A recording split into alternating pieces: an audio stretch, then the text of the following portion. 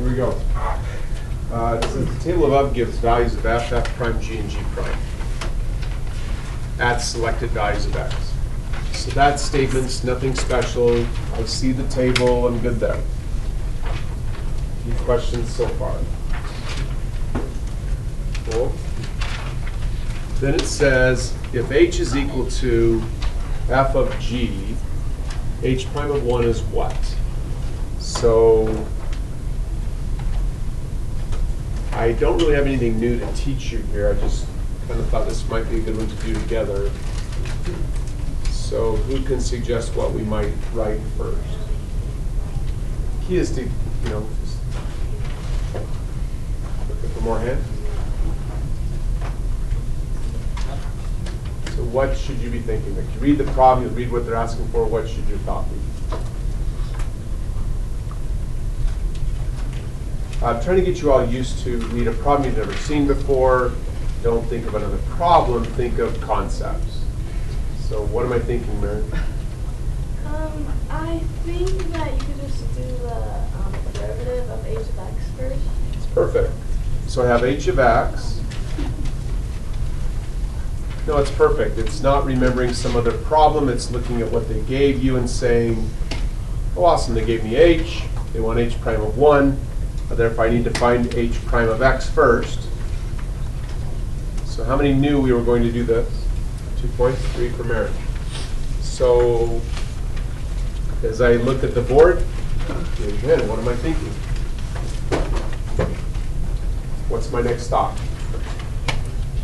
You guys are getting much better at this game. It's really, if you can get good at just thinking ahead of me, you're going to be really well prepared for the AP test. I'm not prompting you, I'm not giving you any hints. Just like, what am I thinking? Kennedy? You need to take the chain rule. Perfect. So chain rule is what I have to use. How many knew it? 2 points, 3 for Kennedy. So somebody tell me what to write using the chain rule. Let's go, Abby. F prime of g of x times g prime of x.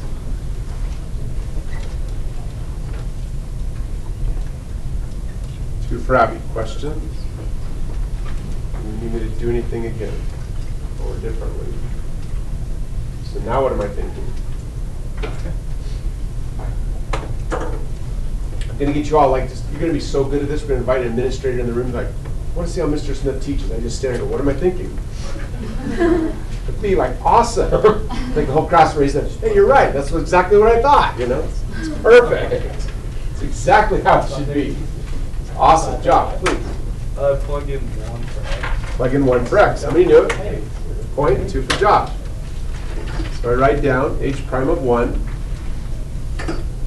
is f prime of g of 1,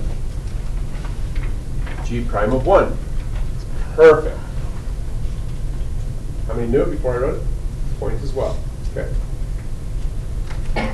Now what? You're doing great. Like, there's nothing here to teach you. You just have to think. So now what? Let's go, Justin. Would you plug in the numbers at x1 for each of them? So f prime you look up on the chart for f prime and then that 1 plug it over?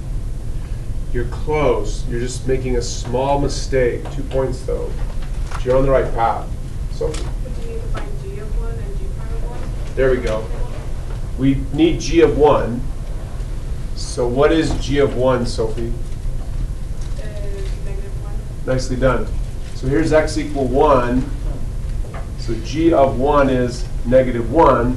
So Sophie can write h prime of 1.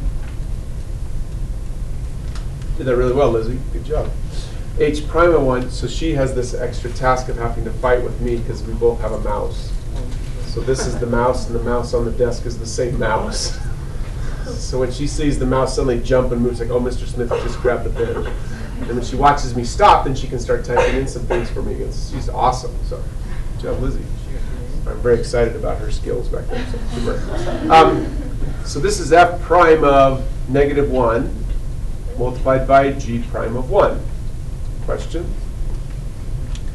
Hands up. Now what?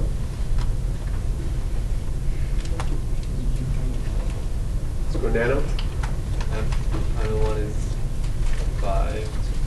So f prime of negative 1 is 5. How many saw it? Point, 2 for Nano. So we got h prime of 1 is going to equal f prime of, oh, we already did that one, my bad. So f prime of negative 1 is 5.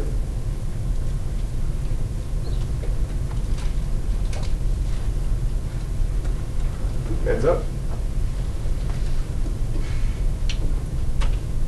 So Charles? So g prime of 1 is 2.